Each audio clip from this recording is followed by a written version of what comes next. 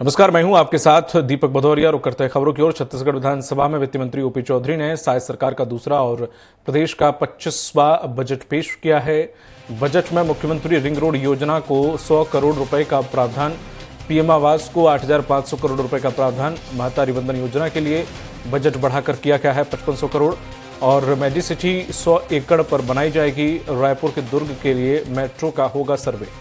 राज्य में खुलेगा नया राष्ट्रीय संस्थान, मोबाइल टावर योजना की होगी शुरुआत। पीडब्ल्यूडी में होगी बम्पर भर्ती और सीएम नगरोत्थान योजना के लिए 500 करोड़ का प्रावधान। अग्निकुंड निर्माण के लिए 31 करोड़ का प्रावधान और रामलीला दर्शन के लिए 36 करोड़ का प्रावधान। डोंगरगढ़ में परिक्रमा पथ के लिए 59 करोड़ रुपए, होम स्टे पॉलिसी के लिए 5 करोड़ रुपए का प्रावधान, फूड पार्क के लिए 17 करोड़ का प्रावधान और हवाई अड्डे के विकास के लिए 40 करोड़, खाद्य प्रसंस्करण फूड पार्क के लिए 17 करोड़ रुपए का प्रावधान। 12 नए नर्सिंग कॉलेज खुले। प्रदेश में 10,000 पदों पर भर्ती होगी और नौकरियों का पिटारा खुला है। जीडीपी 5 लाख करोड़ पार।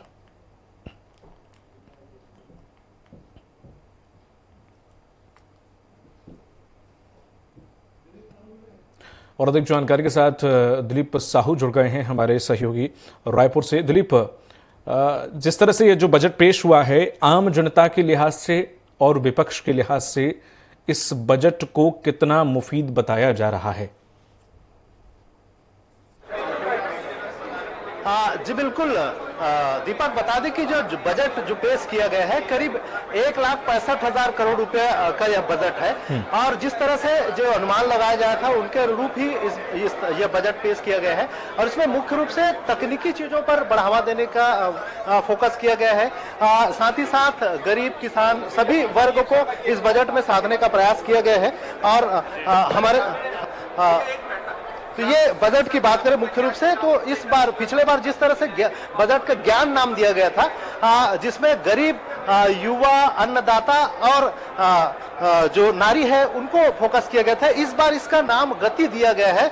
गति यानी G for good governance, A for accelerating infrastructure, T for technology और I फॉर इंडस्ट्रियल ग्रोथ। इस तरह से गति नाम दिया गया है। माध्यम से एक प्रयास किया जाएगा कि किस तरह से बजट जो है वो राज्य की सर्वांगीण विकास में एक बड़ी भूमिका निभाए, इस तरह की बातें कही गई। और बजट में विशेष रूप से चाहे नारियों की बात करें, किसान के लिए बात करें, किसान उन्नत योजना के लिए 10,000 करोड़ का प्रावधान किया गया है। वहीं महतारी वंदन योजना के तहत जो महिलाओं को प्रति माह 1,000 रुपए की राशि दी जा रही है, उसके लिए इस वर्ष, पिछले वर्ष 3,000 करोड़ का प्रावधान किया गया था, इस वर्ष बढ़ाकर इसे 5,500 करोड़ रुपए कर दिया गया है। इसी तरह युवाओं के लिए बात करें तो विभिन्न क्षेत्रों में भर्तियों की बात की गई है। नक्सलवाद के लिए भी अलग अलग प्रावधान किए गए हैं। बस्तर बटालियन में भर्तियों के लिए 3,200 लोगों की भर्ती होगी। 3200 भर्तियां का नई प्रावधान किया गया है। इसी तरह जो केंद्रीय रिजर्व बल है, उसी तरह केंद्रीय औद्योगिक रिजर्व बल की तरह छत्तीसगढ़ के लिए भी स्टेट रिजर्व बल का प्रावधान किया गया है। एनएसजी की तरह ही एसओजी के लिए भी बजट में प्रावधान किए गए। इस तरह से विभिन्न क्षेत्रों के लिए अलग अलग प्रावधान किए गए हैं और सभी क्षेत्रों को समाहित करने का एक प्रयास इस बजट में किया गया है। और अलग अलग चाहे मोबाइल टावर के निर्माण की बात हो या फिर गति देने की बात हो, सड़क निर्माण की दिशा में भी बात कहा गया है कि ग्रामीण पंचायतों को जोड़ने के लिए भी मुख्यमंत्री सड़क योजना का प्रावधान किया गया है। इसके तहत 100 करोड़ का विशेष प्रावधान किया गया है। वहीं नए रायपुर में फार्मास्यूटिकल पार्क के लिए 100 करोड़ का प्रावधान किया गया है। अलग अलग स्वास्थ्य क्षेत्र की बात करें तो स्वास्थ्य क्षेत्र में भी अलग अलग दृष्टिकोण से विभिन्न जो उपलब्धि है उसको फोकस करते हुए विभिन्न प्रावधान किए गए हैं। इस तरह से अलग अलग क्षेत्रों के लिए विभिन्न प्रावधान किए गए हैं और खास करके सरकार एक नई औद्योगिक नीति भी लाई है और नई औद्योगिक नीति को ध्यान में रखते भी हुई उद्योगों को बढ़ावा देने के लिए 1400 करोड़। हमारे साथ गृह मंत्री विजय शर्मा जी है। सर, जो बजट में खास करके आप गृह विभाग की बात करें तो क्या विशेष? मैंने आपसे कहा कि बस्तर में बस्तर फाइटर के नए रिक्रूटमेंट की बात कही गई है। 3,200 नए पदों में हम बस्तर फाइटर्स की भर्ती कर पाएंगे। बस्तर के युवाओं को, जो अभी तक हमको 6,000 कांस्टेबल की भर्ती के लिए प्रावधान दिए गए थे, जिस पर भर्ती प्रक्रिया चल रही है, उससे पृथक और 3,200 लोगों की भर्ती की जाएगी। बस्तर में पर्यटन के लिए, उद्योग के लिए और निर्माण कार्यों के लिए अलग प्रावधान किए गए हैं। नियत निलानार योजना के लिए भी अलग से प्रावधान किया गया है। इन सारी बातों को लेकर मैं जरूर ये कहना चाहूंगा कि बस्तर के अंदरूनी गांव तक इंफ्रास्ट्रक्चर डेवलप करने के लिए ये बहुत अच्छा बजट है, बहुत सहयोगी बजट है। दूसरा, विशेष रूप से हमारे अन्य क्षेत्रों में जब अभी साइबर क्राइम बहुत ज्यादा बढ़ने लगा है, तो साइबर क्राइम में इंफ्रास्ट्रक्चर डेवलपमेंट करने के लिए 5 नए थानों को प्रावधानित किया गया है। इंफ्रास्ट्रक्चर डेवलपमेंट करने के लिए जितने हमने प्रस्ताव किए थे, वो सारे प्रस्तावों को स्वीकृति मिली है बजट में। इंडस्ट्रियल फोर्स हमारे यहाँ छत्तीसगढ़ में प्रावधानित नहीं था, तो स्टेट इंडस्ट्रियल फोर्स जैसे नेशनल लेवल पर होता है, उसको भी बजट में लिया गया है। ऐसे बहुत सारे प्रावधान लिए गए हैं भाई। आपके पास पंचायत विभाग जैसे महत्वपूर्ण विभाग भी है, उसके लिए भी विभिन्न प्रस्ताव जो आए हैं, खास करके पीएम आवास। प्रधानमंत्री आवास में 8,500 करोड़ रुपए रखे गए हैं भाई। आप समझिए बात को, 8,500 करोड़ रुपए सिर्फ प्रधानमंत्री आवास के लिए। किस शिद्दत के साथ ये सरकार गरीबों का आवास बनाना चाहती है, प्रधानमंत्री जी के सपने को पूरा करना चाहती है माननीय विष्णुदेव जी की सरकार। आप इस पर ध्यान दें। 8,500 करोड़ रुपया सिर्फ प्रधानमंत्री आवास के लिए स्वीकृत किया गया है। मैं मेरे विभाग की अन्य योजनाओं की बात ही नहीं कर रहा हूं आपसे, इतना ही बहुत है अभी। बिल्कुल, तो देख सकते हैं हमारे साथ गृह मंत्री विजय शर्मा जी थे, जिनके साथ पंचायत विभाग भी है। इन्होंने बताया कि किस तरह से पीएम आवास एक बड़ी इनकी सरकार की योजना रही है, और इनका कहना रहा है शुरू से ही, जैसे ही शायद सरकार सत्ता में आई थी, उन्होंने कहा था कि पूरे प्रदेश में 18 लाख पीएम आवास को स्वीकृति दी थी। और इसी कड़ी में पीएम आवास जो इस साल का बजट 8,500 करोड़ रुपया का प्रावधान किया गया है, ताकि पूरे प्रदेश में जो गरीब है, इसके साथ ही साथ इसको विभिन्न वर्गों को और जोड़ने का भी इस प्रावधान किया गया है इस बजट में, कि जो 15,000 रुपए मासिक रूप से कमाते हैं, जिनका इनकम है, उन्हें भी इस योजना के तहत जोड़ने का प्रावधान किया गया है पीएम आवास योजना के तहत। साथ ही साथ इसमें गृह प्रवेश के लिए भी एक विशेष प्रावधान किया गया है, जिसके लिए 100 करोड़ रुपए का प्रावधान है। साथ ही साथ बात करें जो बस्तर क्षेत्र में जो नक्सल प्रभावित लोग हैं, उनके लिए भी 15,000 नए पीएम आवास की स्वीकृति की बात की गई है, उसके लिए भी बजट में प्रावधान किए गए। तो इस तरह से विभिन्न योजनाओं के लिए अलग अलग प्रावधान किए गए हैं। जी दीपक। बिल्कुल दिलीप, और इसमें बात करें कि महंगाई को लेकर, क्योंकि हर एक बजट को आम जनता कहीं ना कहीं महंगाई से जोड़कर देखती है कि उन्हें कितनी राहत इस बजट में दी गई है। हाँ जी बिल्कुल दीपक, बात करें कि खास करके सरकारी जो कर्मचारी हैं, जिनका महंगाई भत्ता जो केंद्र सरकार जो देती है 53%, यहाँ अभी 48% मिल रहा था, इसको भी बढ़ाकर 53% करने का प्रावधान इस बजट में किया गया है। इससे कहीं ना कहीं प्रदेश के जो जितने शासकीय कर्मचारी हैं, उनके लिए फायदेमंद होगा। इसी तरह बात करें अलग अलग योजना के तहत, हालांकि पेट्रोल में भी बातें सही सामने आई है कि 1 रुपया का छूट का प्रावधान कर रही है राज्य सरकार अपनी तरफ से। हालांकि ये केंद्र सरकार के ही अधीन आती है, लेकिन राज्य सरकार अपने जो वेट लगता है उसमें कहीं ना कहीं कटौती की बात की, जिससे बताया जा रहा है कि करीब 1 रुपये की जो कमी आ जाएगी। इस तरह से अलग अलग प्रावधान किए गए हैं। हम बात करेंगे कुछ और जो यहाँ नेतागण हैं, उनसे भी बात करने प्रयास करेंगे,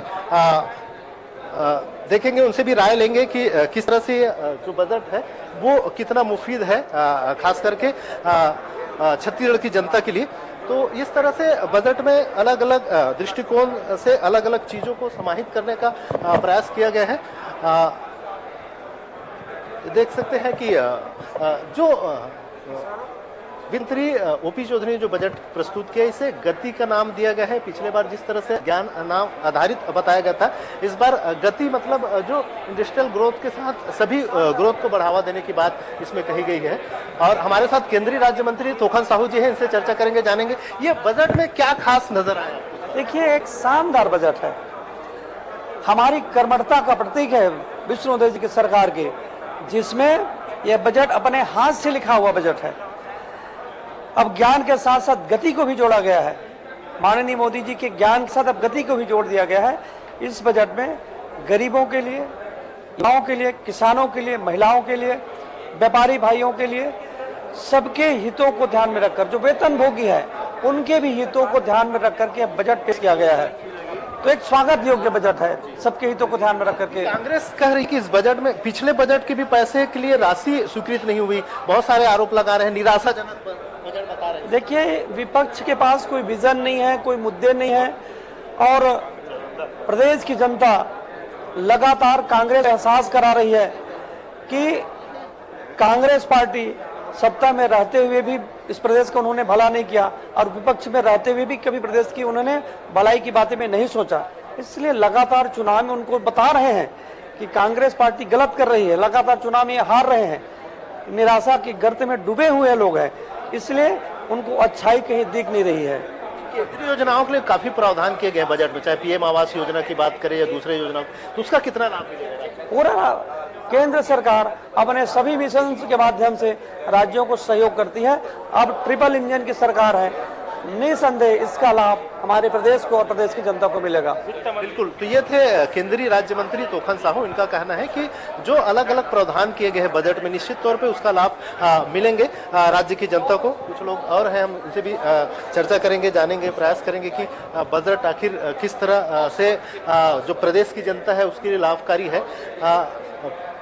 चाहे हालांकि विपक्ष इस बजट को निराशाजनक बता रही है, उनका कहना है कि जो पिछली समय जब बजट जारी किया गया था बहुत सारे मदों में उनके लिए राशि ही स्वीकृत नहीं हुई और लगातार अलग अलग तरीके से अनुपूरक बजट लाकर उसकी भरपाई करने का प्रयास किया गया, लेकिन फिर भी बहुत लाभदायक नहीं रहा। इस तरह के जो आरोप है विपक्ष लगाते रहे, लेकिन सत्ता पक्ष इस बजट को, बीजेपी के जो तमाम नेता हैं इस बजट को काफी लाभकारी बता रहे हैं। इस तरह से सभी का अपना अपना दृष्टिकोण है और हमारे साथ हमारे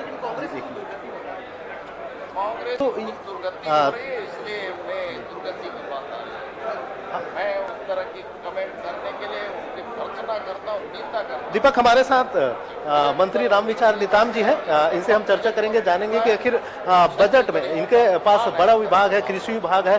सर, आपके साथ कृषि विभाग है, जाति कल्याण विभाग, बड़ा विभाग है, आपके विभाग के दृष्टिकोण से क्या कहे इस बजट में? देखिए, ये विकास परक बजट है, विकासोन्मुखी बजट है और सबकी चिंता करते हुए ये बजट प्रस्तुत किया गया है, जिसमें किसान है, नौजवान है, नारी है, वो सबके हित में यह बजट प्रस्तुत किया गया है और इसलिए ये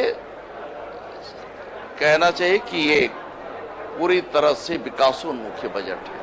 छत्तीसगढ़ के बेहतरी करने के लिए बजट प्रस्तुत, खास करके ट्राइबल के विकास की बात करें, बड़ी तादाद है आबादी उनके ट्राइबल के, तो उनके विकास के लिए क्या विशेष प्रावधान? बहुत सारी योजनाएं हैं, वो सभी बजट में प्रस्तुत हुए हैं, वो सभी होंगे, जिसमें इंफ्रास्ट्रक्चर से लेकर के तमाम सारे हमारे प्रयास चल रहे हैं, अन्य विद्यालय चल रहे हैं, बाकी संस्थाएं चल रहे हैं, उनकी बेहतरी के लिए भी बजट में प्रावधान किया गया है। और पिछली बार ज्ञान के साथ ज्ञान की बात किया गया था, ज्ञान के माध्यम से यहाँ छत्तीसगढ़ का डेवलपमेंट करना था। इस बार जो है उसके साथ गति को जो जोड़ा गया है, तो मैं समझता हूँ कि गुड गवर्नेंस के साथ साथ यहाँ का इंफ्रास्ट्रक्चर, यहाँ का टेक्नोलॉजी, यहाँ जब आगे बढ़ेगा तो यहाँ छत्तीसगढ़ का बेहतर विकास होगा। धन्यवाद। बिल्कुल, तो देख सकते हैं ये कृषि एवं आदिम जाति कल्याण मंत्री रामविचार नेताम थे। इनका कहना है कि इनके विभाग से संबंधित, चाहे क्योंकि ट्राइबल बहुल क्षेत्र है बहुत सारे, चाहे बस्तर की बात करें, जसपुर की बात करें, सरगुजा की बात करें, तो उनके विकास के लिए भी खासा प्रावधान है। विभिन्न योजनाएं जो चल रही है सरकार की अलग अलग आदिम जाति विकास कल्याण के लिए, उन सभी योजनाओं के लिए भी खासा प्रावधान इस बजट में किया गया है। इससे निश्चित तौर पे आने वाले समय में जो ट्राइबल क्षेत्र है उनका भी विकास होगा इस बजट में। इस तरह की बातें कृषि एवं आदिम जाति कल्याण मंत्री रामविचार नेताम ने कही। जी दीपक। बिल्कुल, साथ ही साथ यहाँ पर विपक्ष क्या कुछ कह रहा है इस पूरे बजट को लेकर। हालांकि विपक्ष हमेशा किसी न किसी बजट को कमियां निकालता है, लेकिन इस बजट को जिस तरह से आप देख रहे हैं कि यहाँ पर चाहे गरीब हो, चाहे किसान हो, चाहे युवा हो, हर किसी को कुछ ना कुछ इस बजट में देने की कोशिश की गई है। विपक्ष इस पूरे बजट को कैसे देख रहा है? जी बिल्कुल, इस बजट को लेकर पूर्व सीएम भूपेश बघेल का बयान आया है, वही नेता प्रतिपक्ष डॉक्टर चरणदास महंत का कहना है। साफ तौर पर उन्होंने इस बजट को निराशाजनक बताया। उनका कहना है कि लगातार बजट में जो बातें कही गई है उसमें बहुत सारी बातें ऐसे हैं जिसके लिए प्रावधान ही नहीं किए गए हैं बजट में। और जो पिछला सरकार का जो पिछले कांग्रेस सरकार की जो बातें रही है, जिनमें प्रमुख रूप से ग्रामों को आर्थिक रूप से संबल बनाने की जो बातें उतरी, चाहे गौठान योजना की तहत हो, चाहे रीपा का हो, उन तमाम योजनाओं को लगभग बंद कर दिया गया है। उन योजनाओं के लिए कोई प्रावधान नहीं किया गया है, युवाओं के विकास के लिए कोई प्रावधान नहीं किया गया है। इस तरह की बातें विपक्ष की ओर से कहा जा रहा है। हालांकि विपक्ष का काम ही है, क्योंकि कोई भी बजट आता है तो सरकार, सत्ता पक्ष उस बजट की तारीफे में कसीदे गढ़ते हैं, वही विपक्ष उस बजट को निराशाजनक बताता है। आमतौर पर परिपाटी रही है। उसी कड़ी में आज जो बयान देखने को मिला है विपक्ष की ओर से, ये बयान आ रहे हैं और विपक्ष साफ तौर पर इस बजट को निराशाजनक बता रहे हैं। जी दीपक जी, तमाम जानकारी के लिए बहुत बहुत शुक्रिया आपका दिलीप।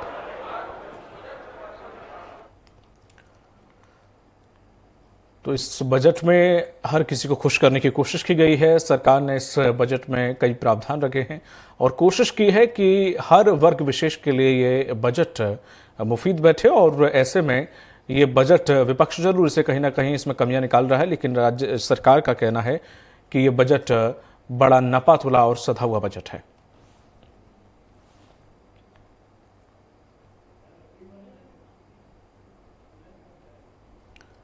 पीएम आवास को 8,500 करोड़ रुपए का प्रावधान किया गया है और हर एक वर्ग को कुछ न कुछ देने की इस बजट में कोशिश की गई है।